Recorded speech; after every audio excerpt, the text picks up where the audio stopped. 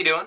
Anthony Fantano here, the internet's busiest music nerd, doing an album review, The Tallest Man on Earth's The Wild Hunt. This is the sophomore album of Swedish, yes, Swedish, singer-songwriter Christian Mattsson. And this thing is raw, unfettered emotion. It's just a man, his guitar, and his story. Though there's a lot of great studio trickery and new sounds out there today in independent music, there's still something that can be said, something that's really strikingly intimate about music that is this skeletal. Listening to this is like sitting right next to Christian and he's playing just for you, and that's just so emotionally bleh. This is a guy who, personally, if you gave him a full backing band, it would only harm the intimacy. Just one guy, one song, guitar,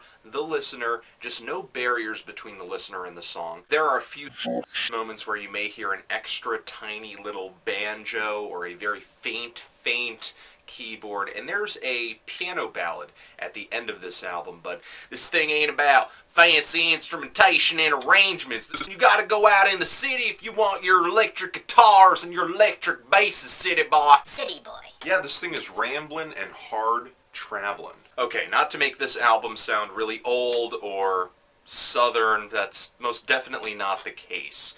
With this music, you will find that there's not that archaic sense of being that is prevalent in a lot of folk music and folk revival, and Christian most definitely brings a contemporary passion to this old world music. None of these tracks sound tired or dusty, and for the most part, The Tallest Man on Earth stays away from referencing old-time folk motifs. But still, the earthiness of this album is really gonna hit you. And the songwriting on this LP, because there's not much else you can comment on, is fantastically strong. Just great poetic lyrics that basically stand out past the music. You also have some really fiery verses that just do not let up, do not let go, do not get boring, and even catchier choruses. And another great thing about this album is the guitar playing. I mean, yeah, there aren't any crazy frickin' solos on this album, but Christian has some really detailed strumming patterns. Of course, he has some great finger-picking chops and pays a ton of attention to the dynamics of his playing. Getting loud, getting soft, speeding up, slowing down, adding a little bit more detail as he goes along. The thing is, there's a lot of contrast for just one guy and one guitar. Now, if we're going to make some comparisons here, here's a decent one.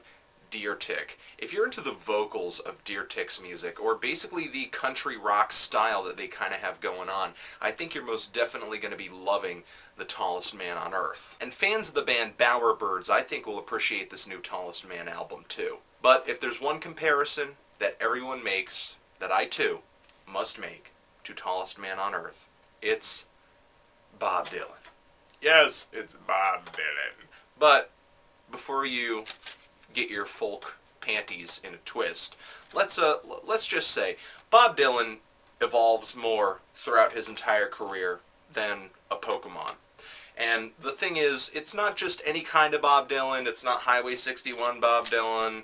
It's not, you know, Bringing It All Back Home Bob Dylan. If there's a Bob Dylan album that this new Tallest Man LP really reminds me of, it's of course The Times They Are Changin'. In fact, on the Tallest Man track King of Spain on this new album, Christian even makes a reference to the Bob Dylan song off of that album, Boots of Spanish Leather. But The Tallest Man and Bob most definitely have different songwriting styles. There are similarities there, but where I think a lot of people are hearing that and where I'm hearing it are just in the vocals for the most part. Though I'm sure people could debate all day about how influential Bob Dylan is to The Tallest Man on Earth, it doesn't matter. It's a stupid conversation.